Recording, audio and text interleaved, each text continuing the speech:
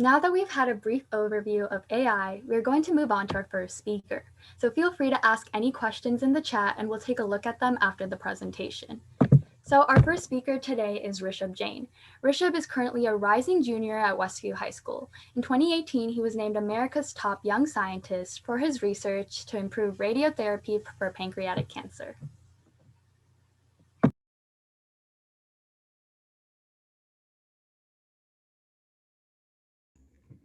Hello, good afternoon, everyone. I'm going to share a screen as I'd like to start out by having everyone listen to something.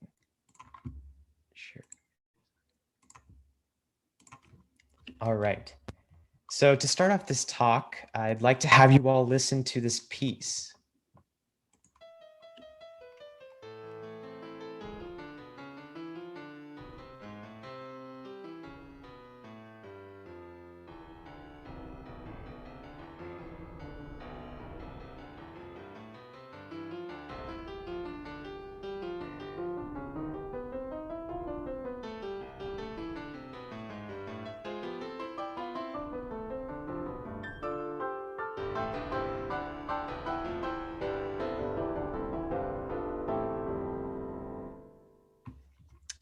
So what you just listened to was a piece that was actually written by a neural network called Musenet. Now, I'm sure that many of you here have heard the famous composition, Fioraliza, and as it is one of the most popular compositions of all time. And according to German pianist Igor Levit, Beethoven's Fioraliza is truly one of the most beautiful pieces written of all time. And I'm going to be sharing a little bit more about the promise of artificial intelligence in another field, in medicine specifically, called radiotherapy. Now, it's hard to believe that a machine could look at some music and then compose an entire piece based on it. But today we live in a world where a machine can listen to really just 5 seconds of Beethoven's Fioraliza and then compose an entire song based on it in the style of Rachmaninoff. So today I'm going to be talking about research I've been conducting in deep learning-based tools for cancer.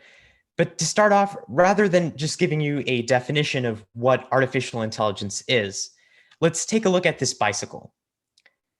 Now, I'd like to ask you all a question. At what age did you first learn to ride a bike? And if possible, put it in the chat or just think about it for a second.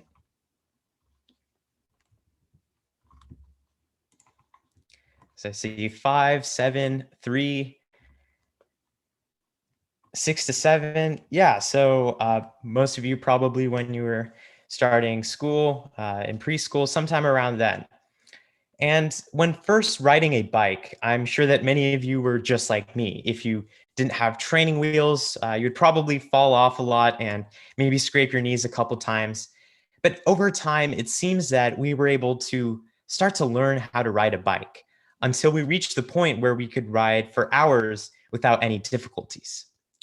Now, for us humans, we could probably attribute our success in riding bikes to practicing and maybe learning from mistakes. But a lot of this was happening subconsciously. We would make a decision, for instance, maybe putting your foot on a pedal or maybe slowing down when we reach a turn in the road.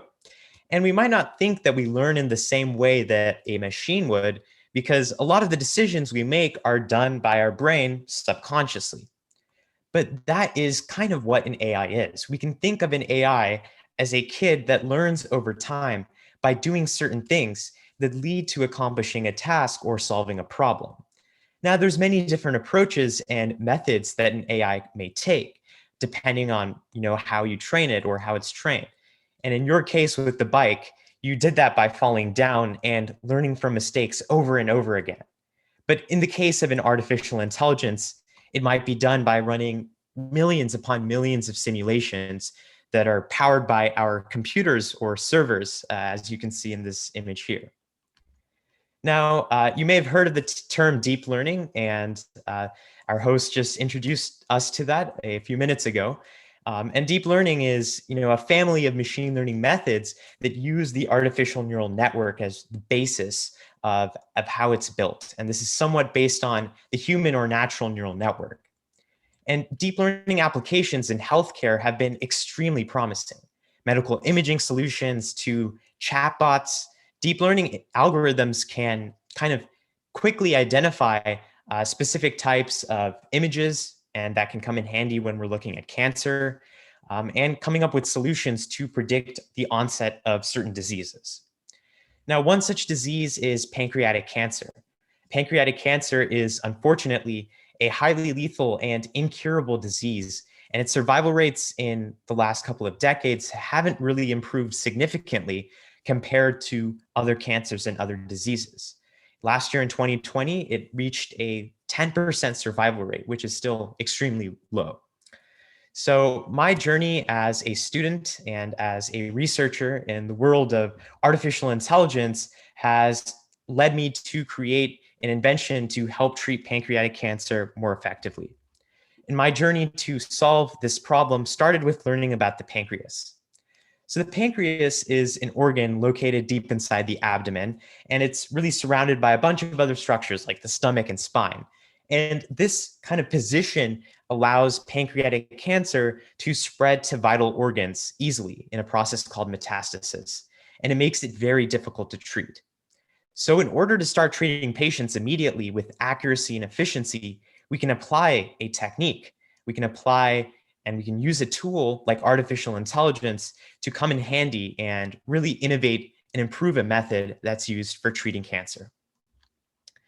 So, I created a model that's called the Pancreatic Cancer Deep Learning System, also known as PCDLS. And it's an artificial intelligence based tool that's able to improve a treatment called radiotherapy. In radiotherapy, powerful beams of radiation can help shrink cancer growth significantly. And as you can see in this image here, when the radiation beams are applied on the cancer, can help shrink it and potentially improve outcomes for the patient. Now, I'd like to ask how many of you have, how many of you have, let me pause this video really quick. All right, I'll just pause it here.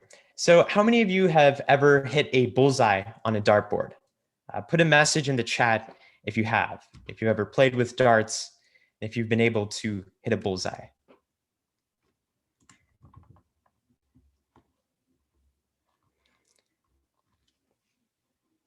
I see a few of you have been able to hit a bullseye.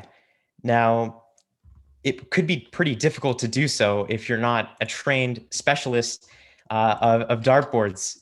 But with the power of practice and with the power of learning again and again and practicing hitting that dart on the dartboard, it can become a little bit easier. But despite this, it's no easy feat. And if that dartboard is moving around constantly, in the case with pancreatic cancer, the tumor is really hard to reach and moves around due to breathing. And this can make radiotherapy difficult, requiring doctors to add a margin around the pancreas that could result in collateral damage for the patient. And since radiotherapy sessions are lengthy and have to be administered many times, eventually side effects develop in the patient, which can lead to death. So this is where artificial intelligence can come in handy. I trained PCDLS's AI on hundreds of thousands of MRI abdominal images and was able to tell it exactly where the pancreas was by using labeled images. And I was able to apply deep learning to this problem. Now, deep learning is effective because of its ability to have a high level of abstraction for large sets of data. My data set consisted of images of the location of the pancreas, so like a box or a small line around it, and the model was trained. And over time, PCDLS learned to pinpoint the location of the pancreas so that a radiotherapy machine can apply radiation to that location and hit the bullseye every time. Now, for a bit of an overview on the artificial intelligence aspect of this, my methodology of creating this tool was split up into three main parts: imaging, learning, and analysis. So in imaging, we have these MRI or CT images of the abdominal region, which are taken in real time. And in the learning part of it, we have a deep learning network that's trained to predict the location of the pancreas from this image. And finally, we come to the analysis step where that location that the network has identified can be used to apply radiation and help treat the patient. Now, deep learning and artificial intelligence have enabled the field of computer vision to advance rapidly in the last few years, and it's truly made significant contributions to cancer treatments. And one specific task in computer vision is called semantic segmentation. Now, for artificial intelligence, there could be, numerous different applications, and there's tons of different tasks that we might want to make it do. And one specific task is segmentation. So the UNet architecture that you can see in this image here is a particularly effective technique for biomedical imaging, and it was first proposed in literature towards like biomedical applications. And the goal of semantic segmentation here is to label each pixel of an image with a corresponding class of what's being represented. So because we're predicting for every pixel in the image, this task is also commonly referred to as a dense prediction. And in this model right here, we're distinguishing between the pancreas and the rest of the abdomen or the background. And in this image over here, another example of semantic segmentation, you're segmenting between a person and a bicycle. So there's lots of different applications where the same technique can be applied to solve tons of different problems for tons of different tasks. So how good is it?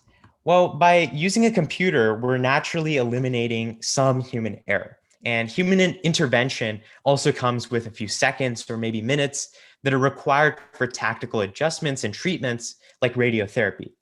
But here's where artificial intelligence comes in. It's truly been able to revolutionize this field and enable it to do amazing things. My model was able to achieve a global accuracy on the testing set of the images with approximately 98%, which is competitive in comparison to other image-guided radiotherapy machines and techniques. So AI can enable doctors and radiologists to treat their patients better. It doesn't have to take over everything or take over a field.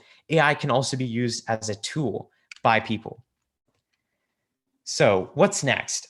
Well, an international community of AI researchers are going after many problems in our society and improving many facets of life, from COVID-19 detection and treatment to cancer, to self-driving cars.